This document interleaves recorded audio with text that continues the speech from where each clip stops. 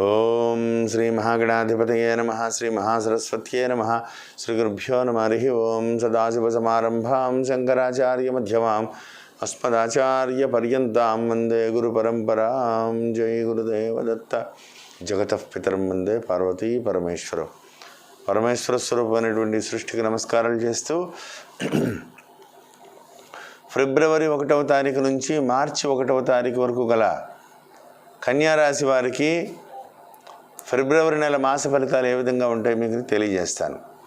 కన్యారాశిలో ఉత్తర నక్షత్రంలో ఉన్నటువంటి 2, 3, 4 పాదములు, హస్త నక్షత్రంలో ఉన్నటువంటి 4 పాదములు, చిత్తా నక్షత్రంలో ఉన్నటువంటి 1, 2 పాదములు కలిపి కన్యారాశిగా చెప్పబడుతోంది. ప్రారంభములగాయితూ తృతీయమందు ఉన్నటువంటి కేతువు, అర్ధాష్టమ కుజుడు, పంచమంలో ఉన్నటువంటి రవిశనులు, షష్టమంలో ఉన్నటువంటి గురుడు, నవమంలో ఉన్నటువంటి రాహువు ప్రధానమైనటువంటి ఫలితాలన్నీ కూడా తెలియజేస్తున్నాయి. ఒక రకంగా రవిశనులు, పంచమ రవిశనులు కలయిక అనారోగ్య సూచనలు, కొంత ఆరోగ్యం మందగిస్తుంది. గతించినటువంటి రోజులతో పోలిస్తే కొంత ఆరోగ్యం మందగిస్తుంది. అయితే అర్ధాష్టమ కుజుని యొక్క ప్రభావం కూడా మీ మీద కొంత ఇబ్బందికరంగా ఉంది. నవమరాహువు, షష్టగురుడు ఏ రకంగా ఒక ఫ్లెక్సిబుల్గా లేదు జాతకం. కొంత ఇబ్బందికరంగానే నడుస్తూ ఉంది. సమస్య ఉంది.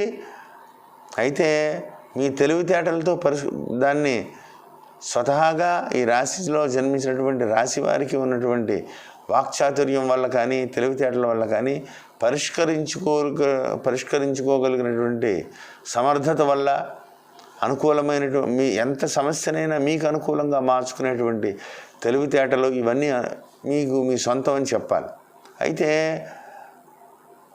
గురుబలం లేకపోవడం, పంచమంలో ఉన్నటువంటి రవిశనుల కలయిక 13వ తారీఖు వరకు కొంత ఇబ్బందికరంగానే కనబడుతుంది. 13వ తారీఖు నుంచి 6వ స్థానంలోకి రవి ప్రవేశం, నెలాఖరు నుంచి అర్ధాష్టమ కుజుడు మారిపోవడం ఇవన్నీ కొంత అనుకూలంగానే కనపడుతున్నాయి.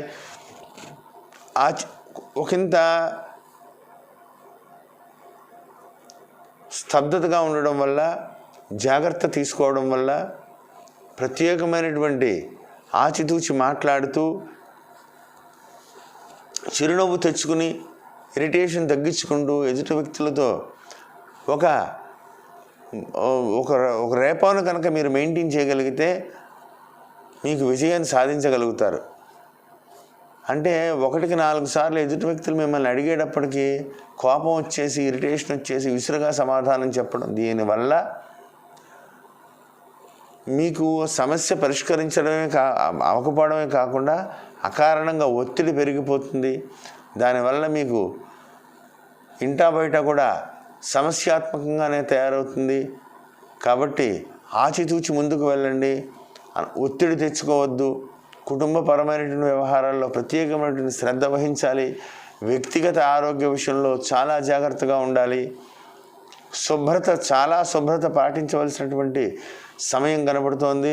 హృదయ సంబంధమైనటువంటి, అదేవిధంగా బ్లడ్ రిలేటెడ్గా ఎటువంటి అనారోగ్య సూచనలున్నా ఏమాత్రం అశ్రద్ధ చేసినా అనుకూలమైనటువంటి పరిస్థితులు కాదు. చాలా జాగ్రత్తగా ఉండాలని ప్రత్యేకంగా చెప్పదగ్గ సూచన. రాబోయేటువంటి రోజుల్లో అఖండమైనటువంటి యోగాన్ని కలగజేయబోతున్నారు. అన్నీ కూడా చాలా చాలా బాగున్నాయి. ఈ ఫిబ్రవరి 1 నెల కొద్దిగా తటస్థంగా ఉన్నప్పటికీ కూడా రాబోయేటువంటి రోజులన్నీ కూడా అద్భుతమైనటువంటి యోగాన్ని కలగజేయబోతున్నారు. గురు భగవానుడు అన్నీ కూడా, శని భగవానుడు అన్నీ మీ పట్టిందల్లా బంగారంగా ఉంటుంది. రాబోయేటువంటి రోజులన్నీ కూడా ఈ సమయాన్ని మీరు, అంటే ఒక రకంగా సంధికాలం అని చెప్పాలి. ఈ సమయాన్ని మీరు తెలివితేటలతో స్తబ్దతగా మీ యొక్క వ్యవహార దక్షతతో మీదైనటువంటి శైలిలో, అంటే మీ సమస్యను మీరు ఆలోచన విధంగా కనుక మీరు ముందుకు తీసుకెళ్ళగలిగితే ఎటువంటి సమస్యనైనా సరే మీరు పరిష్కరించగలుగుతారు. ధన సంబంధమైనటువంటి గత కొద్ది సంవత్సరాలుగా, 4-5 సంవత్సరాలుగా పడుతున్నటువంటి ధన సంబంధమైనటువంటి సమస్యలకి ఫిబ్రవరి మార్చి నెలలో వాటికి సంపూర్ణమైనటువంటి పరిష్కారం లభించబోతోంది. రాబోయేటువంటి రోజుల్లో నూతన వాహన యోగం కలుగుతోంది, నూతన గృహయోగాలు కలగజేయబోతున్నాడు భగవంతుడు. వీటిలన్నింటినీ కూడా మీరు అనుకూలంగా మీకు మార్చుకోవాలి అంటే స్తబ్దతగా ఉండాలి. అకారమైనటువంటి కోపం, ఇరిటేషను ఇవన్నీ తగ్గించుకోవాలి. శాంతంగా సమాధానం చెప్పడం తెలుసుకోవాలి. ప్రతి విషయంలోనూ కూడా దేవతారాధన చేసుకుంటూ ఇష్టదైవాన్ని ప్రార్థించుకుంటూ ముందుకు వెళ్ళడం వల్ల సమస్యలు ఏవి కూడా జటిలమవ్వకుండా పరిష్కార దిశగా అడుగులు పడతాయి. కాబట్టి ఆ దిశగా మీరు ఆలోచించండి. మంగళవారం రోజున సుబ్రహ్మణ్యేశ్వర స్వామికి పంచామృతాలతో అభిషేకం చేయించుకోండి. మమ చంద్రలగ్నవశాత్తు అర్ధాష్టమ స్థాన స్థిత అంగారక గ్రహ దోష పరిహారార్థం అని చెప్పేసి సంకల్పం చెప్పించుకుని కందులు లేదా కందిపప్పును దానం చేయడం వల్ల కొంత పని ఒత్తిడి నుంచి మీరు బయటపడగలుగుతారు. ధన సమస్యలకు కూడా కొంతవరకు పరిష్కారం లభిస్తుంది. ఒకంత ఆనందకరమైనటువంటి వాతావరణం కూడా కనపడుతోందని చెప్పడంలో ఏమాత్రం సందేహం లేదు. అయితే ఇక్కడ గురుబలం లేకపోవడం మూలాని ధనం ఒక్కసారిగా చేతికి రాదు. ఏదో రూపంలో అంటే వాయిదాల ప్రకారంగా రావడం, సమస్య అనుకున్నటువంటి సమయానికి అందకపోవడం, ఇవన్నీ జరగడం వల్ల మీకేమనిపిస్తూ ఇరిటేషన్ పెరిగిపోతూ ఉండడం, విరక్తి కలిగిపోవడం. ఏంటి నా బతికింతేనా, నేను ఎంత కష్టపడ్డా ఇంతేనా, నేను దీన్ని పరిష్కరించలేనా అని మిమ్మల్ని మీరు నిందించుకోవడం, మీ మీద మీకు ఒక రకమైన విరక్తి భావన కలగడం, ఇవన్నీ జరుగుతూ ఉంటాయి. తొందరపడకండి. ప్రతిదానికి భగవంతుడు ఆశ్రయించిన వాళ్ళకి ఎప్పుడు కూడా మంచి జరుగుతుంది. శివారాధన బాగా చేయండి. నవమ స్థానంలో ఉన్నటువంటి రాహువు వల్ల కొంత ప్రతి వ్యవహారంలోనూ కూడా కొంత ఆలస్యంగా కనపడుతోంది. కాబట్టి దుర్గా కవచాన్ని, అదేవిధంగా దుర్గా క్షమాపరాధ స్తోత్రాన్ని, అదేవిధంగా అమ్మవారికి సంబంధమైన దుర్గా అమ్మవారి దేవతారాధన చేయడం కానీ, అమ్మవారి దేవాలయ దర్శనాలు కానీ, ఇవన్నీ కూడా మీకు విశేషమైనటువంటి ఫలితాలను కలగజేస్తాయి.